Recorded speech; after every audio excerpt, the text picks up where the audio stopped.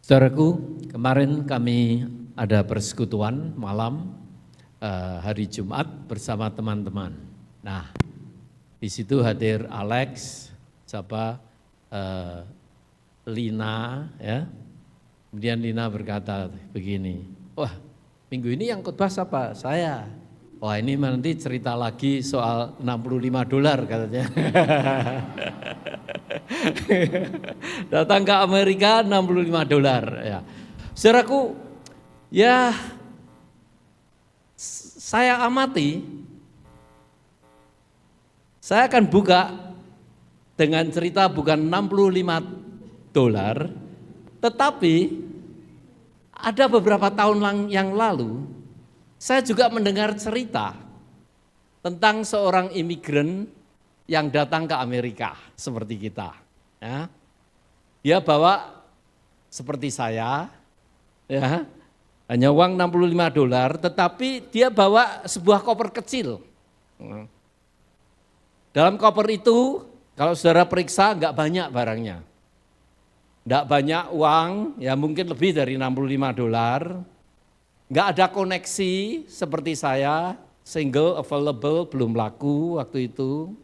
Dan tidak ada jaminan masa depan. Sendiri. Yang ada hanya mimpi, harapan, dan iman kecil bahwa Tuhan akan menolong. Hari-hari pertama, seperti yang saudara alami, ya mungkin banyak di antara kita, enggak gampang tinggal di Amerika.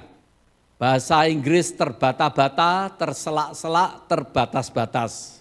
Pekerjaan sulit didapat. Kadang harus bekerja, 2 pekerjaan hanya cukup untuk membayar sewa. Nah, jadi dalam keadaan yang setengah mati begini, enggak ada lain. Ke kiri, ke kanan tidak ada pertolongan, terpaksa ke atas. Jadi orang ini berdoa.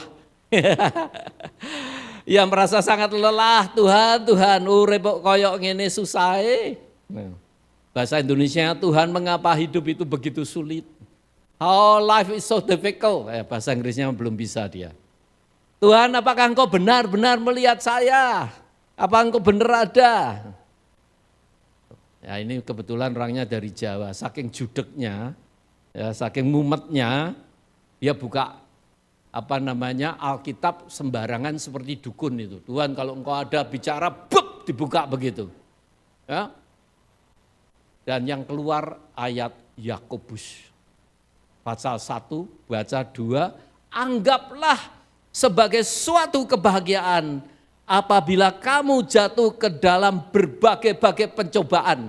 Waduh, hidup sulit, setengah mati, makan enggak bisa, bayar sewa juga kembang kempis, anggaplah sebagai suatu kebahagiaan. Kok bisa? Awalnya dia enggak ngerti, saudara. Bagaimana mungkin kesulitan dianggap sebagai kebahagiaan? Saudaraku, orang ini terus bertumbuh di Amerika, ya. Dan selama bertahun-tahun kemudian, ia baru nyadari. Nah, ayat ini enggak gampang loh. Sesudah dijalani bertahun-tahun baru ngerti. Ya. Kesulitan itu tidak menghancurkan hidupnya. Kesulitan itu mentransformasi imannya. Mengubah api pencobaan itu menempa hidupnya. Hari ini pertanyaan yang sama juga berlaku bagi kita. Bagaimana kita melihat pencobaan hidup ini? Persoalan yang kita hadapi, pergumulan. Apakah kita melihatnya sebagai hukuman, kesulitan, kesengsaraan, atau sebagai alat transformasi Tuhan untuk mematangkan kita, untuk menempa hidup kita? Mari kita bersama-sama merenungkan pada siang hari ini. Apa kata firman Tuhan? Mengapa kesulitan itu ada? Api pencobaan datang untuk menempa hidup kita. Yakobus 1 ayat 1 sampai dengan 8. Dikatakan demikian. Salam dari Yakobus, hamba Allah dan Tuhan Yesus Kristus, kepada ke-12 suku di perantauan, iman dan hikmat. Saudara-saudaraku, anggaplah sebagai suatu kebahagiaan apabila kamu jatuh ke dalam berbagai-bagai pencobaan, Sebab kamu tahu bahwa ujian terhadap imanmu itu menghasilkan ketekunan. Dan biarkanlah ketekunan itu memperoleh buah yang matang, supaya kamu menjadi sempurna dan utuh dan tak kekurangan suatu apapun. Tetapi apabila di antara kamu ada yang kekurangan hikmat, hendaklah ia memintakannya kepada Allah yang memberikan kepada semua orang dengan murah hati dan dengan tidak membangkit-bangkit, maka hal itu akan diberikan kepadanya. Hendaklah ia memintanya dalam iman dan sama sekali jangan bimbang. Sebab orang yang bimbang sama dengan gelombang laut yang diombang-ambingkan kian kemari oleh angin. Orang yang demikian janganlah mengira bahwa ia akan menerima sesuatu dari Tuhan. Sebab orang yang mendua hati tidak akan tenang dalam hidupnya. Pertanyaannya adalah, mengapa Tuhan mengizinkan pencobaan? Apa yang Tuhan lakukan melalui pencobaan itu? Gunanya apa? Bagaimana kalau saudara menghadapi pencobaan, pergumulan dalam hidup? Bagaimana kita merespon pencobaan-pencobaan tersebut? Karena tidak ada seorang pun yang imun dari pergumulan hidup. Dan yang penting hasilnya apa sih? Apa hasil akhirnya? Mari kita renungkan bersama. Mengapa Tuhan mengizinkan pencobaan? Dikatakan di dalam Yakobus 1 ayat 2, saudara-saudaraku, anggaplah sebagai suatu kebahagiaan apabila kamu jatuh ke dalam berbagai-bagai pencobaan. Sebab kamu tahu bahwa ujian terhadap imanmu itu menghasilkan ketekunan. Dan biarkanlah ketekunan itu memperoleh buah yang matang, supaya kamu menjadi sempurna dan utuh dan tak kekurangan sesuatu apapun. Saudaraku, saya percaya Tuhan tidak mengizinkan pencobaan tanpa tujuan. Buat apa anaknya disuruh sengsara kalau tidak punya tujuan? Sedikitnya ada 3 alasan rohani berdasarkan Alkitab firman ini. Ada 3 alasan mengapa Tuhan mengizinkan pencobaan terjadi di dalam hidup kita. Yang pertama, pencobaan menguji keaslian iman saudara. Di dalam Yakobus 1 ayat 3b dikatakan, ujian terhadap imanmu menghasilkan ketekunan. Iman yang tidak diuji seringkali hanya omong kosong, teori. Ya, hanya secara teori, tapi tidak pernah praktek. Iman yang tidak diuji hanyalah sebagai buah bibir saja, teori. Tetapi iman yang melewati ujian menjadi nyata dan kuat. Hanya melalui pengalaman pribadi, saudara bisa tahu pentingnya beriman kepada Tuhan. Saudaraku, transformasi terjadi itu melalui satu konflik, satu krisis dalam hidup. Kita bisa belajar dari abad 19, pada waktu Jepang mengalami ketekanan besar dari negara barat, dan akhirnya dia dikalahkan takluk. Saudaraku, pada waktu itu Jepang membuat perubahan besar. Terjadi yang disebut Meiji Restoration. Perubahan dari feodal Meiji menjadi dunia modern demokrasi sampai hari ini. Ya. Negara feodal berubah menjadi negara modern dalam beberapa dekade. Krisis menguji bangsa Jepang. Tetapi ujian itu juga bisa membuktikan kekuatan mereka. Ujian itu juga membuktikan kekuatan mereka. Tanpa ujian itu, Jepang mungkin tidak akan menjadi bangsa modern. Demikian juga iman kita. Iman yang diuji menjadi iman yang nyata. Ya. Saudaraku,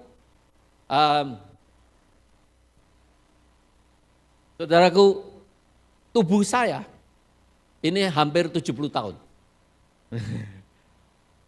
Waktu kecil saya itu latihan silat, saudara. Jadi tiap hari diuji. Selama 70 tahun ini, tangan ini diuji, saudara. Angkat berat, angkat ringan. Hari ini saya ngangkat opor. Itu cukup berat, saudara. Ya kadang-kadang itu ya meskipun umur 70 tahun, saya kadang-kadang ya lihat tubuh sendiri gitu.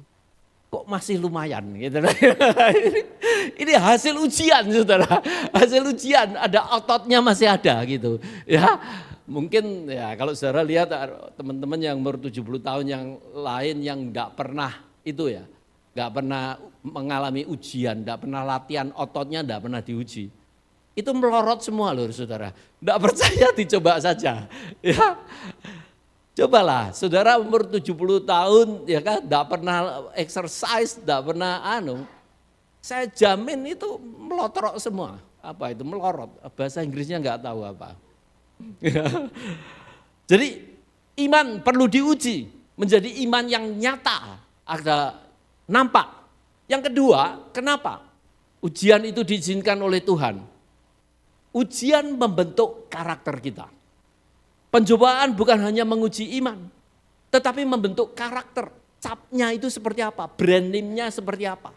Itu diuji, asli apa enggak karakter. Karakter tidak dibentuk oleh kenyamanan. Karakter dibentuk oleh ketekunan di dalam kesulitan. Ya. Orang yang punya karakter, misalnya saudara tidak punya duit, saudara punya kemampuan kesempatan untuk mencuri misalnya. Kalau saudara dipercayai oleh perusahaanmu, sementara saudara sendiri setengah mati. Nah, itu ujian. Bagaimana kita bertahan di dalam kesulitan tetap hidup dengan baik, jujur di hadapan Tuhan, penuh integritas. Dan itu menentukan karakter saudara. Pencobaan membentuk karakter kita. Saudaraku bicara lagi soal Jepang. Di sana katanya ada tradisi membuat pedang samurai. Saudara tahu? Ini saya lihat Google ya. Pedang samurai itu terkenal karena kekuatan dan ketajamannya. Namun pedang itu tidak dibuat dengan gampang saudara. Besi dipanaskan, dipukul, dilipat berkali-kali. Proses itu menyakitkan. Bayangkan kalau you are the samurai pedang, ya, the sword of the samurai. Proses itu menyakitkan bagi logam. Tetapi menghasilkan pedang yang luar biasa kuat. Demikian juga dengan iman kita. Tuhan sering menempa hidup kita melalui api kehidupan, api pencobaan. Itu merupakan tempaan hidup kita. Saya pernah bekerja, saudaraku, di pabrik besi. Ya.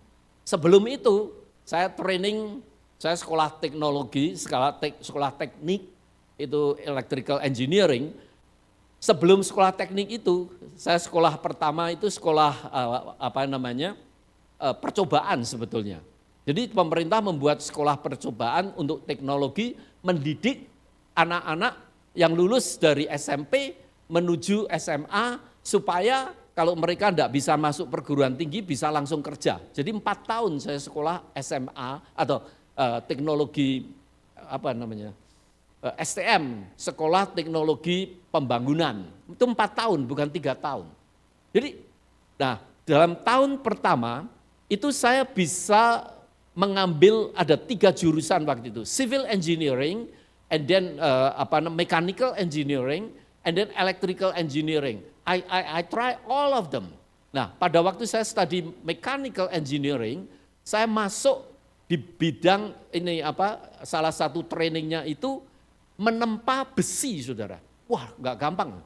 Itu besi dimasukkan ke obor ya, dapur panas sekali, and then didapat, kemudian masih menyala itu ditempa, buang.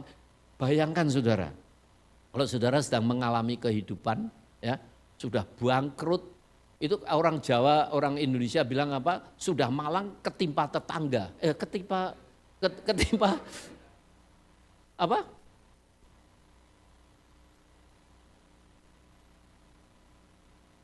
Oh ya, sudah jatuh ketimpa tangga, bukan tetangga. Sudah jatuh ketimpa tangga. Nah, ya benar kan? Sudah jatuh ketimpa tangga.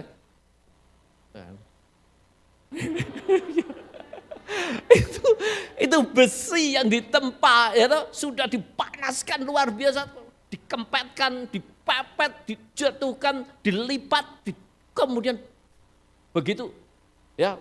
Sudah itu dimasukkan air dingin, diasah saudara, digerinda, baru jadi pisau. Itu pendidikan samurai itu seperti itu. Pembuatan pedang samurai. Saya pernah mengalami sendiri. Pengalaman ini sendiri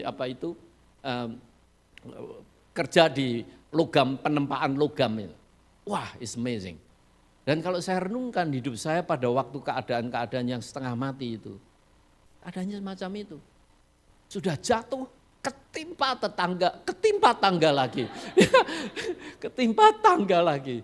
Wah, saudaraku, tapi disitulah diuji. Mana yang benar-benar logam yang unggul, mana yang logamnya itu logam yang mudah patah.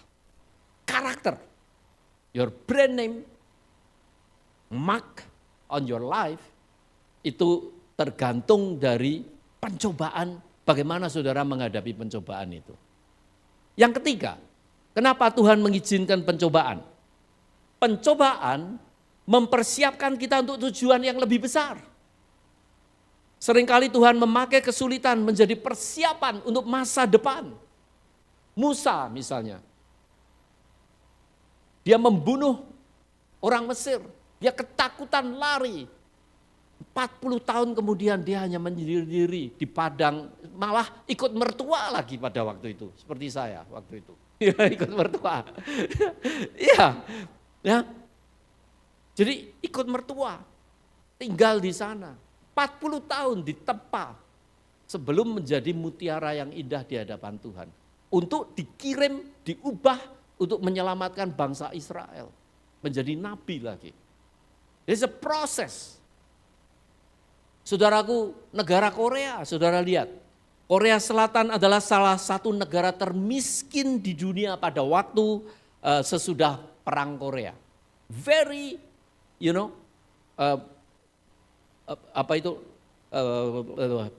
very poor. Ya. Namun melalui ketekunan, bangsa itu bangkit dan mengalami transformasi besar. Kesulitan sering menjadi persiapan bagi satu kebangkitan bangsa, tapi juga kebangkitan diri kita. Demikian juga dalam kehidupan rohani, Tuhan mungkin sedang mempersiapkan kita untuk sesuatu yang lebih besar. Saya pernah mengalami depresi yang paling berat pada waktu saya di Amerika ini adalah tahun 89.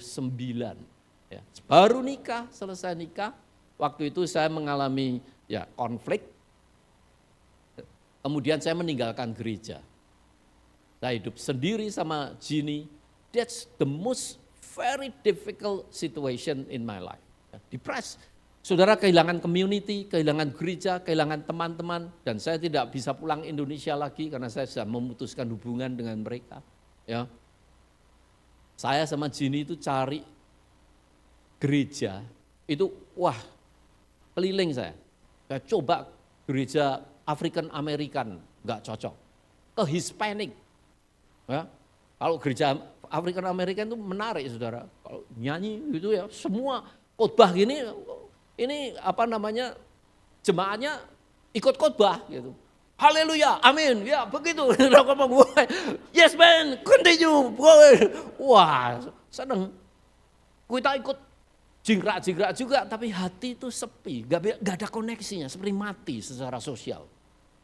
Saya pindah ke gereja Hispanic di LA, Angelic Temple, saya coba di sana ikut bergoyang, bahasanya juga gak ngerti. Ya. Terus saya pergi ke gereja Amerika, yang kecil, yang besar, gak ada yang kerasan saudara. Kemudian saya sampai waktu itu udahlah saya mau kerja di gereja Indonesia. Saya ngelamar kerjaan di gereja Indonesia, juga enggak laku saudara. Bayangkan,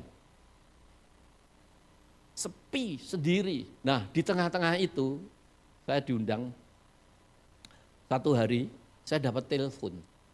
Ya. Kring, di rumah. Are you Virgo Handoyo? Yes. Somebody nominate your name to be board of director. Wah, saudara bayangkan saudara, saya tuh tidak punya pekerjaan, sedang tidak punya siapa-siapa, tahu-tahu ada orang nawari kerjaan. Board of Director. Nah, saya mikir board itu papan. Ya toh? Direktur, wah ini kerjaan factory papan. Apa itu? Pekerjaan wood factory. Wah, jadi direktur lagi. Are you willing to be board of director? What kind of job is that? How much the salary? Saya tanya gitu. Ya.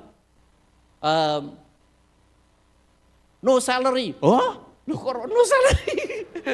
This is volunteer. Oh, so what is the job description?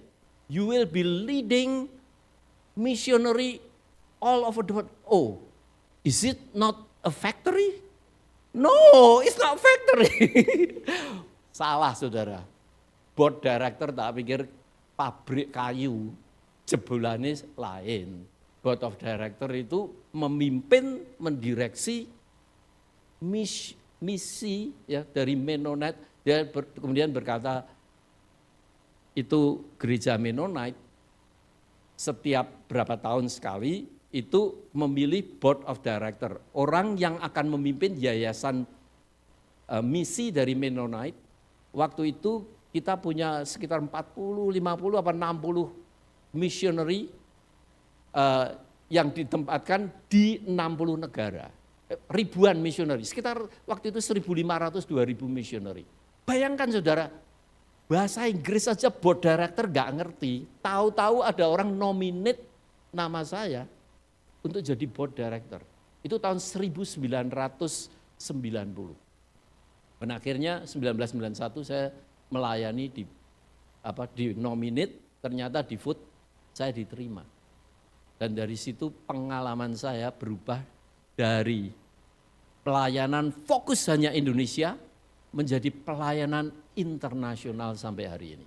Sampai hari ini saya masih di board. Ya. Dari board satu ke board yang lain.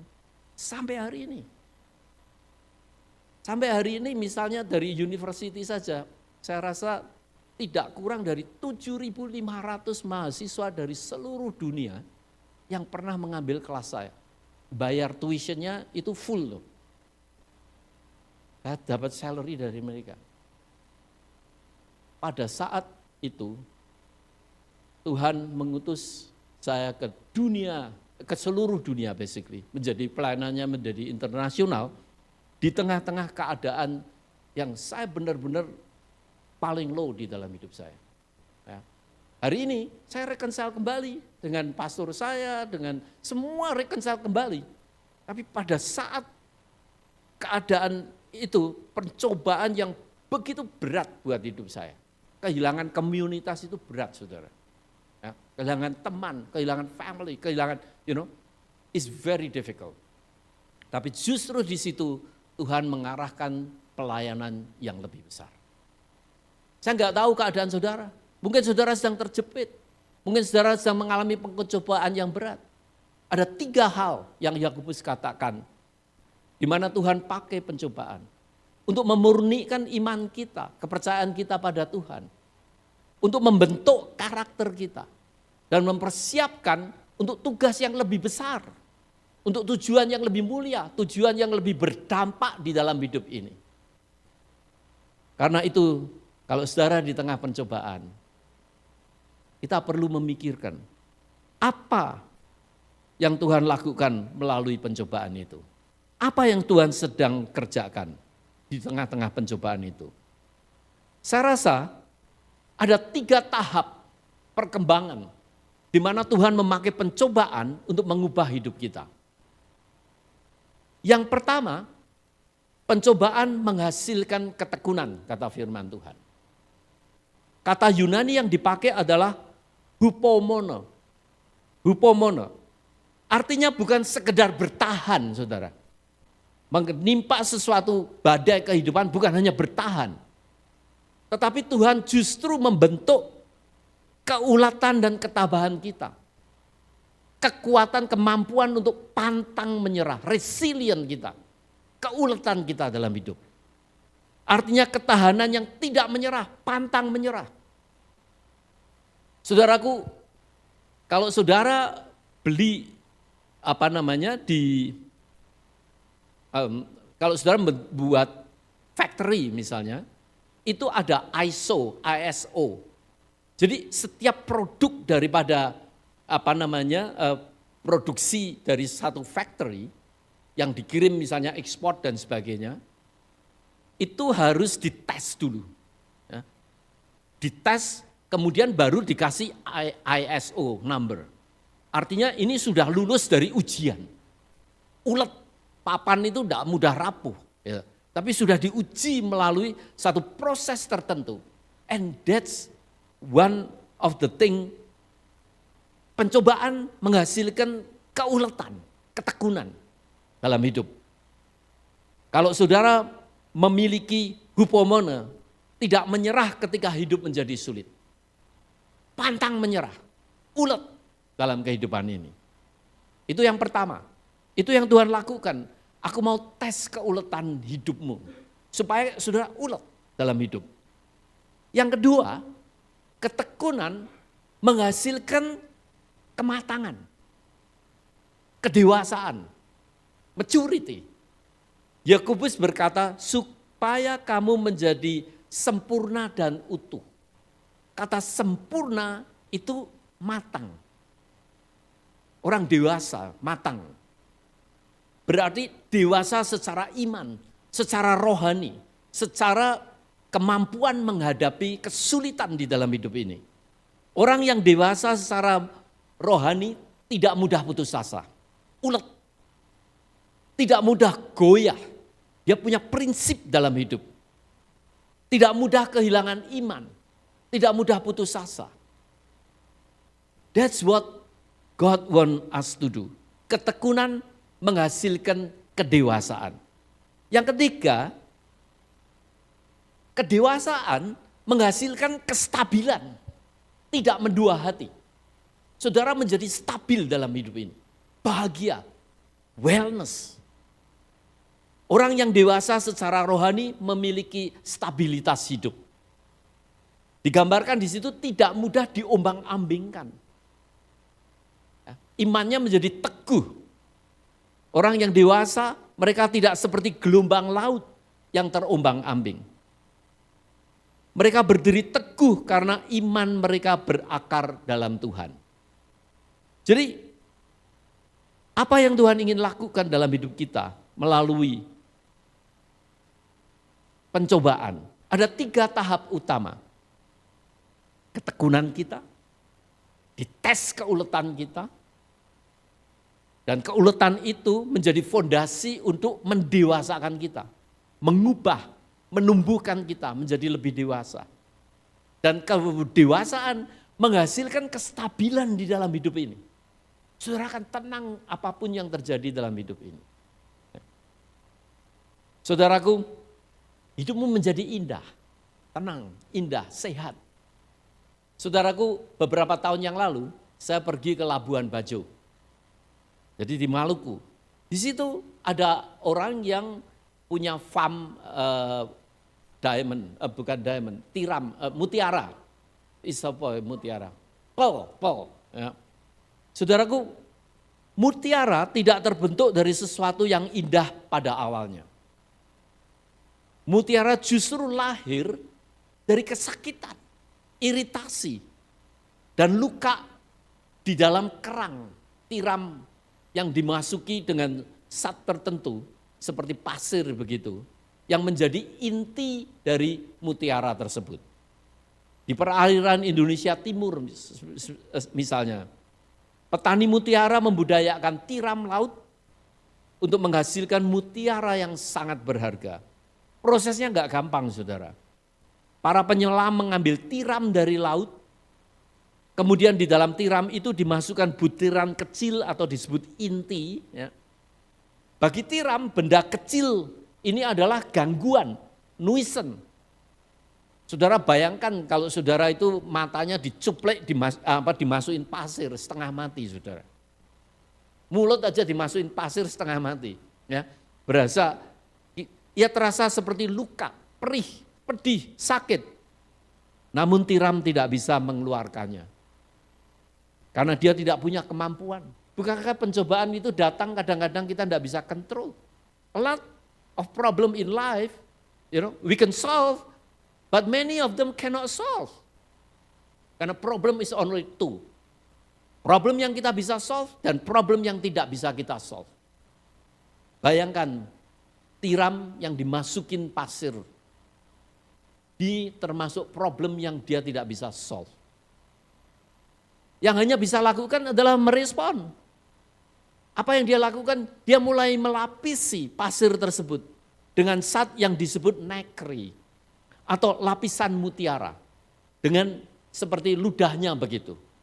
Karena untuk mengobati perihnya tadi, sakitnya tadi, pergumulan tadi. Di tengah-tengah pencobaan bukankah kita mencoba merespon? Sudah berbagai macam cara untuk menyelesaikan masalah, tetap tidak bisa. Masalah datang di luar kontrol kita. Proses ini kadang bukan hanya 1 hari, 2 hari atau berapa jam. Bertahun-tahun untuk mutiara itu. Bertahun-tahun, year. Apa yang awalnya adalah luka, akhirnya menjadi mutiara yang sangat berharga. Itulah pencobaan yang diizinkan Tuhan dalam hidup kita. Membentuk kita, menyakiti kita, tapi mentransformasi hidup kita. Hidup kita menjadi matang. Hidup kita menjadi lebih stabil. Karena persoalan-persoalan tersebut. Demikian juga dalam kehidupan kita. Seringkali Tuhan mengizinkan sesuatu masuk ke dalam hidup yang terasa seperti kesulitan, penderitaan, pencobaan, pergumulan. Kita sering bertanya, Tuhan mengapa ini terjadi? Kenapa aku begini? Kenapa aku mengalami semacam ini? Namun Tuhan sedang melakukan sesuatu. Lapisan demi lapisan iman sedang dibentuk. Kesabaran sedang dibentuk, kerendahan hati sedang dibentuk, ketekunan sedang dibentuk. Dan suatu hari nanti, apa yang dulu kita sebut luka, akan menjadi mutiara yang indah di hadapan Tuhan. Menjadi karakter yang dikenan oleh Tuhan. Dan kehidupan yang indah yang memuliakan nama Tuhan. Persoalannya adalah bagaimana kita meresponi pada waktu kita menghadapi pencobaan yang di luar kontrol kita bahkan. Yakobus memberikan 3 respon praktis. Bagaimana kita mengubah pencobaan. Menjadi sesuatu yang mematangkan hidup kita. Yang pertama, ubahlah perspektif kita. Kita kadang tidak bisa mengubah persoalan kita. Ada banyak persoalan yang di luar kontrol kita. Yang kita bisa ubah adalah cara kita memandang. Karena itu di bawah kontrol kita. Ubah perspektif kita. Yakobus berkata, anggaplah. Ya, dianggap itu ya wes lah. Ya kan? Seperti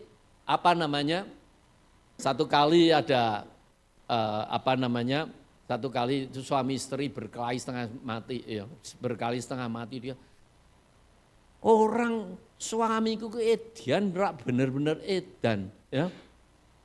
Wes sudah tak kasihi, apa kurangku, malah aku digebuki.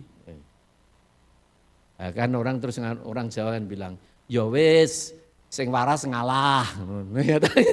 Ini kan mengubah perspektif ini dari penyiksa menjadi orang gila. Ya, sing edan, sing waras ngalah. Kalau kamu kamu sehat, ya dianggap aja orang gila lah suamimu, dimaklumi. Atau istrinya yang gila. Ya, seringkali kadang istrinya yang gila loh, yang saya lihat ya. Enggak coba suami. Nah, anggaplah sebagai suatu kebahagiaan. Bayangkan saudara, pencobaan diubah jadi kebahagiaan. Itu bukan langsung diubah pencobaannya loh. Cara kita memandangnya. Ya. Ojo golek kepenak, digawe enak. Orang Jawa bilang, jangan cari enaknya saja, tapi dibuat kepenak. Ubah cara memandang kita. Kalau kita menghadapi kesulitan hidup, ubah. Karena itu di dalam kontrol kita. Kita tidak bisa mengontrol orang lain. Ini masalah perubahan perspektif, cara pandang. Melihatnya bagaimana. Ya? So, Pencobaan sebagai ancaman diubah menjadi satu tantangan untuk maju, untuk mematangkan hidup kita.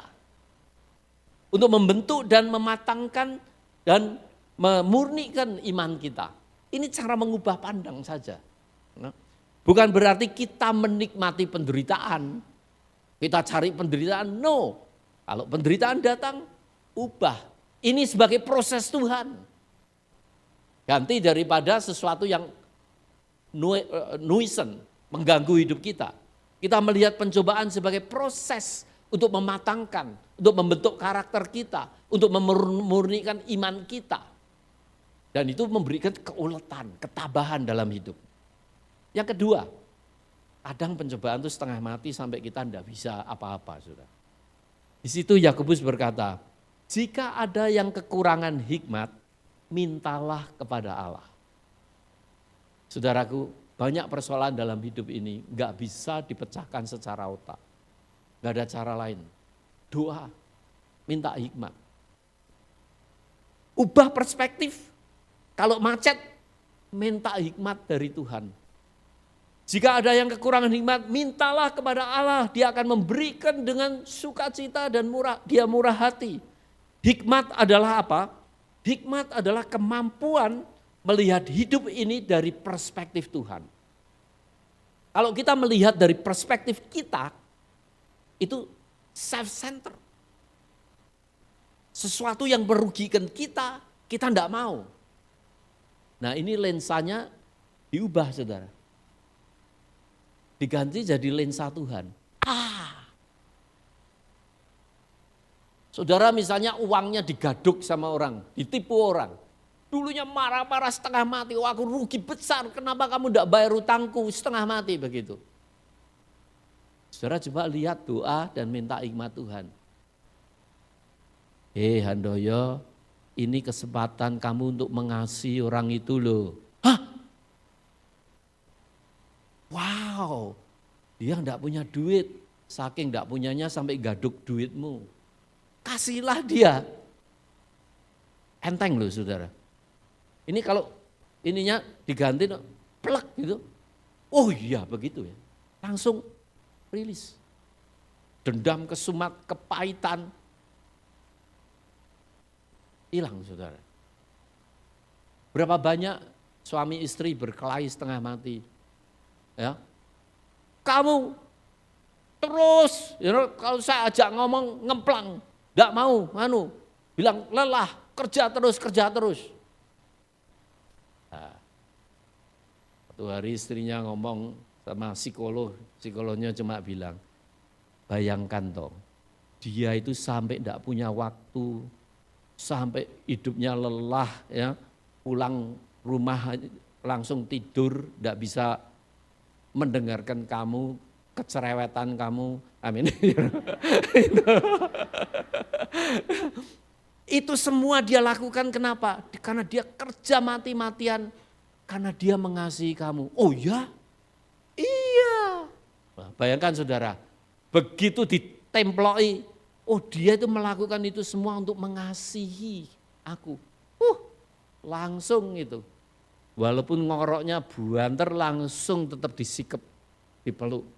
Oh thank you, I love you, my sopo iki. Gorila atau siapa gitu ya.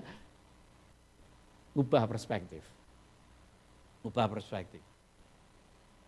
Saudara enggak percaya, ini pengalaman saya. Ya, kalau saya tidur itu kadang-kadang ya istri saya juga ngorok gitu. Gitu? Pertama irritated kan ya. Ngorok enak-enak. Ini lelah-lelah situ sudah tidur ngorok lagi ya. Tapi satu hari saya mikir, wah saya bersyukur ya, dia masih hidup loh. Masih hidup loh ini. Loh orang kalau enggak ngorok ya enggak tidur diem aja tuh jangan-jangan sudah bablas loh. Ya toh? Oh ternyata masih hidup. Jadi sekarang itu setiap dia ngorok saya tenang gitu. Saya tenang gitu loh. Ini perlu hikmat saudara. Kadang enggak bisa. Perlu hikmat. Hikmat adalah kemampuan untuk melihat hidup ini dari perspektif Tuhan. Saudaraku, Karena itu, jangan lupa, ya, pada waktu saudara menghadapi pencobaan, number one, ubahlah perspektif kita. Minta hikmat, supaya perspektif Tuhan menjadi perspektif kita. Hati Tuhan menjadi hati kita, mata Tuhan menjadi mata kita. Perasaan Tuhan menjadi perasaan kita. Itu gak gampang, saudara. Filsuf besar Confucius mengajarkan pentingnya kebijaksanaan hidup. Namun Alkitab mengajarkan bahwa hikmat tertinggi datang dari Tuhan sendiri. Psikolog, teknik, behavior, cognitive behavior, salah satu teknik yang terbaik untuk mengatasi anxiety, depresi itu apa? Cognitive behavior therapy. Yaitu saudara ubah cara berpikir kita, perspektif kita, kemudian ubah tingkah lakunya. Nah, itu sendiri seringkali tidak semua persoalan bisa diubah melalui cognitive behavior therapy. Bukan hanya behavior modification. Namun Alkitab itu mengajarkan lebih daripada itu. Dia mengajarkan wisdom, hikmat tertinggi. Datang bukan hanya dari mengubah cara berpikir kita, belief system kita. Tetapi melihat dari kacamata Tuhan. At least dalam hidup saya pernah banyak mengalami hal, saya coba mengubah pikiran saya. Tetap ini hati tetap panas. Saya begitu melihat dari sisi Tuhan, semuanya bisa berubah. Dan itu datangnya pengalaman saya, anugerah. Kadang-kadang itu sudah bergumul setengah mati, tiba-tiba datang, jet gitu, wah bisa berbesmili sudah, nangis. Aduh Tuhan, ampuni aku, kasihin aku. Ya. Jadi itu ya, saudaraku, pernah saya waktu itu di Ungaran ya. Saya rasa saya pernah cerita ini ya. Jadi pada waktu itu saya melayani di Ungaran, ya banyak orang-orang itu dari orang kaya, orang miskin, bekas penjahat dan sebagainya. Nah, ada satu jemaat waktu itu adalah tukang pukul sebetulnya, penjahat lah basically. Dia jadi jemaat saya dan keluarganya itu tinggal di hampir pucuk gunung gitu ya. Jadi di desa pelosok. Nah, siang itu saya itu sudah melayani, sudah setengah mati, dah lelah ya. Kemudian malam mau tidur. Pada waktu malam kira-kira jam 9 atau jam 10 itu. Ini jemaat ini datang. Kemudian ketok pintu, dia berkata, Handoyo, ini Mas ini sakit. Jam 9-10 malam sakit, tolong doakan. Nah ini saya bicara jam 9-10 malam, udah teler 9-10 malam, suruh doakan jemaat di puncak gunung ini, orang yang bekas penjahat ini. Suruh doakan. Saya bilang, wah saya enggak bisa, saya sudah terlalu lelah, I have to sleep. Guess what, the next day, itu jemaat ngomong sama saya, Pak Handoyo kalau ketemu sama ini, orang ini, Pak Handoyo akan dipukuli. Kenapa? Karena tadi malam minta didoakan, Pak Handoyo enggak mau datang. Ya, kalau ketemu Anda akan dipukuli. Rasa hati itu ya muangkelnya luar biasa, saudara. Bayangkan, mereka enggak punya makan, saya kirimi makanan, enggak punya uang, kita kasih uang. Pada waktu tengah malam saya sudah setengah mati, enggak mau datang. Jadi seperti raja, rasanya itu panas luar biasa. Nah, malam itu saya doa, saudara. Saya berlutut, saya doa, Tuhan, aku enggak tahan. Aku enggak tahan. Bayangkan toh, masa fair, saya kurang apa untuk melayani jemaat ini. Saya sudah dalam keadaan lelah, kenapa dia malah sekarang mau mukuli saya. Jadi rasanya mangkel, marah, sakit. Waktu itu saya doa sambil nangis, terus kayak Tuhan itu bicara. Pertanyaannya begini, kamu itu hambaku atau hambanya dia? Itu pertanyaan. Aku ini kamu ini hambaku atau hambanya dia? Hambamu atau Tuhan? Masa hambanya dia? Kalau gitu kenapa kamu sakit hati? Malam itu kalau aku yang utus kamu, suruh kamu ke sana, berangkat enggak kamu? Iya Tuhan. Ingat, kamu hambaku, nurut aku. Oh jadi aku salah Tuhan, enggak datang sana. Minta maaf kamu. Minta maaf. Wah rasanya bergumul gitu. Aku sing salah Tuhan. Iya, minta maaf. Oke Tuhan, aku janji kalau ini benar suaranya Tuhan, aku saya mantap. Kan bisa perasaan sendiri atau suara setan mungkin ya. Jadi saya bilang begini, Tuhan kalau hari ini saya ketemu dia, saya akan datang minta maaf sama dia. Saudaraku, saya siang itu berangkat pergi ke market di pasar alun-alun ini. Pasar Ungaran, pasar alun-alun. Saya naik mobil. Orang ini itu jadi kena calo itu loh. Solo, Jakarta itu apa namanya? Calo ya.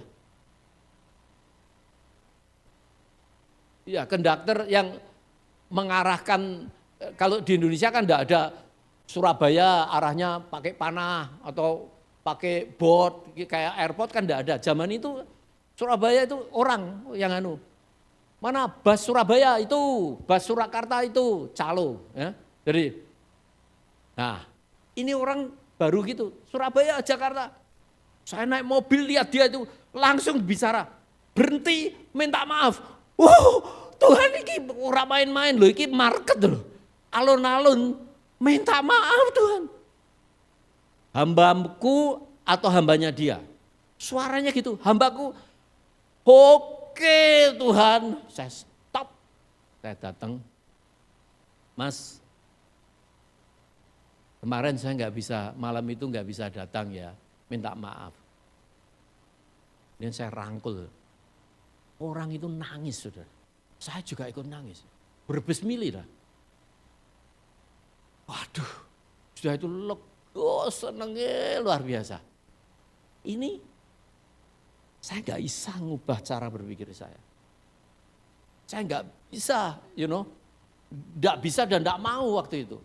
Pada waktu doa, Tuhan kasih hikmat, Tuhan temukan, saya cuma rangkul minta maaf. Sorry ya kemarin nggak bisa datang. Dua-dua reconcile, peace, nangis, gak ada gabrukan. Itu pengalaman. Meminta hikmat kepada Tuhan. Kalau saudara mengalami kesulitan, gak ngerti harus apa lagi. Doa, minta hikmat dari Tuhan. Tuhan bisa melakukan, mengubah cara berpikir kita. Dan yang ketiga, bagaimana kita meresponi pencobaan atau pergumulan dalam hidup? Punya hati yang tidak goyah. Memiliki iman yang tidak terbagi, kata firman Tuhan. Yakobus berkata, orang yang bimbang seperti gelombang laut.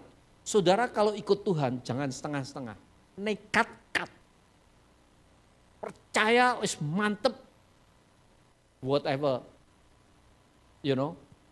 lakukan. Kata Yunani yang dipakai itu adalah dispukos atau dua hati.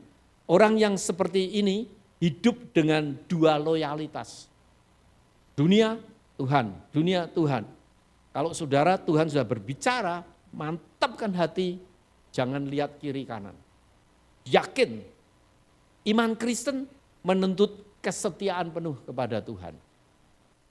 Dalam menghadapi persoalan, jangan takut. Kita kalau bisa ubah perspektif kita ubah. Kalau tidak bisa, tidak mampu, kita minta hikmat Tuhan. Tapi jangan kita bimbang kiri kanan, no.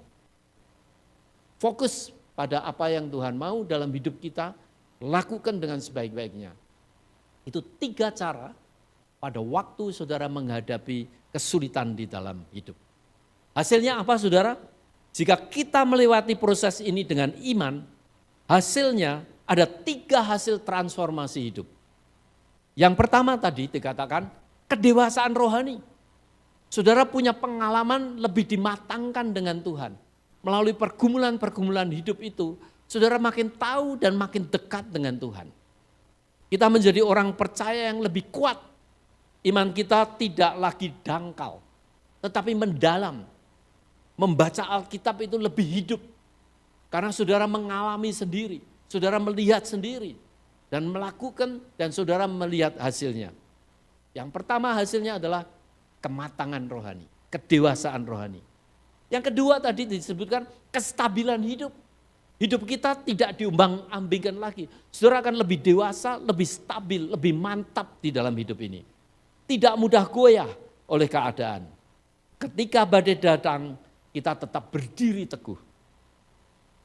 Dan yang terakhir, yang ketiga, hidup saudara menjadi saksi. Wajah Tuhan dipancarkan melalui pergumulan hidup saudara. Kesaksian bagi generasi berikutnya. Sebagai imigran kita sering bekerja keras demi masa depan anak-anak kita.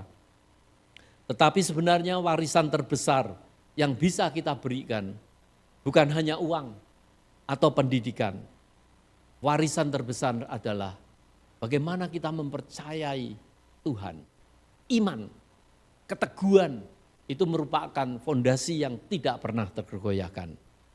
Saudaraku, hidup ini kita perlu belajar dari petani yang menanam bambu China. Bambu China memiliki pertumbuhan yang unik. Selama 5 tahun pertama, hampir tidak terlihat pertumbuhan di atas tanah. Namun di bawah tanah akarnya berkembang sangat kuat. Setelah itu bambu dapat bertumbuh puluhan meter hanya dalam beberapa minggu. Transformasi besar sering terjadi sebelum terlihat. Saya tidak tahu pergumulan saudara di dalam hidup. Itu adalah akar-akar yang menjalar di tengah-tengah kepadatan tanah. Yang mungkin saudara sedang mengalami hari-hari ini. Demikian juga saya percaya Tuhan bekerja dalam kehidupan kita. Pencobaan bukan akhir cerita, tetapi merupakan proses. Pencobaan adalah alat transformasi Tuhan. Melalui pencobaan hari ini kita belajar, iman kita diuji, karakter kita dibentuk, hikmat kita diberi, pandangan Tuhan menjadi pandangan kita, hidup kita menjadi lebih dekat dengan Tuhan. Dan kedewasaan rohani lahir, berkembang, bertumbuh, dan berbuah. Hari ini kita semua sebagai imigran di dunia ini, karena rumah kita yang sebenarnya adalah di sana. Kita mungkin datang di dunia ini untuk mencari kehidupan yang lebih baik, kehidupan yang lebih bahagia, seperti orang-orang Asia lainnya, Indonesia umumnya, yang datang ke Amerika untuk mencari kehidupan yang lebih baik. Tetapi hari ini kita belajar, Tuhan memanggil kita untuk sesuatu yang lebih besar, bukan hanya kehidupan yang lebih baik. Bukan hanya transformasi ekonomi, transformasi pendidikan, tetapi transformasi iman, karakter. Ketika iman kita ditransformasi oleh Tuhan, pencobaan tidak lagi menghancurkan hidup kita. Pencobaan justru menjadi jalan dan proses menuju kedewasaan rohani kita. Hari ini Tuhan telah berbicara kepada kita. Melalui Yakobus, Tuhan mengingatkan kita bahwa pencobaan bukan akhir cerita. Pencobaan adalah alat transformasi Tuhan. Mari kita masuk di dalam doa. Tuhan, hari ini hamba akan berdoa. Mungkin saat ini ada di antara saudara yang sedang menghadapi tekanan hidup yang tidak terlihat orang lain. mungkin pergumulan keluarga, kehilangan orang yang kita kasihi, kemungkinan masalah pekerjaan. Mungkin saudara merasa sepi di dunia ini sebagai imigran atau iman yang mulai melemah. Mungkin Anda datang ke gereja hari ini dengan senyum di wajah, tetapi di dalam hati kita sedang bergumul satu keadaan yang hidup yang merasa sangat berat. Hari ini Tuhan berkata kepada Anda, aku tidak meninggalkan engkau. Engkau tidak sendiri. Hari ini Tuhan mengundang Anda untuk datang kepadanya. Jika Anda merasa Tuhan sedang berbicara di dalam hidup saudara, mari kita meletakkan tangan kita di dada kita. Mari kita menyerahkan pencobaan Anda kepada Tuhan. Jika Anda ingin mengalami transformasi iman, saya mengundang saudara untuk meletakkan tangan di dada saudara. Tuhan datanglah. Karena Tuhan datang bukan karena manusia memanggil, tetapi karena Tuhan memanggil hati Anda. Mari kita bersama-sama berdoa. Tuhan Yesus yang kami kasihi, kami datang kepadamu dengan hati yang terbuka. Hati kami sering penuh luka ya Tuhan. Biarlah Tuhan, Engkau melihat setiap orang yang memegang tangan di dada, yang meletakkan tangan di dada. Engkau tahu pergumulan mereka ya Tuhan. Engkau tahu air mata yang tidak terlihat oleh orang lain. Engkau tahu beban yang mereka bawa. Tuhan, hari ini mereka datang kepadamu. Kami percaya bahwa Engkau adalah Tuhan yang menyembuhkan hati yang terluka, menguatkan iman yang lemah, memberi pengharapan kepada yang putus asa. Tuhan Yesus, hari ini kami menyerahkan kepadamu semua pencobaan hidup kami. Kami menyerahkan ketakutan kami. Kami menyerahkan keraguan kami. Kami menyerahkan masa depan kami. Roh Kudus, datanglah, penuhi hati kami. Pulihkan iman kami. Bangkitkan pengharapan kami. Perbarui kekuatan kami. Biarlah mulai hari ini kami mau berjalan dalam iman yang baru. Kami percaya bahwa Engkau sedang mentransformasi hidup kami. Di dalam nama Tuhan Yesus Kristus kami sudah berdoa dan memohon. And everybody say, Amin. Tuhan memberkati.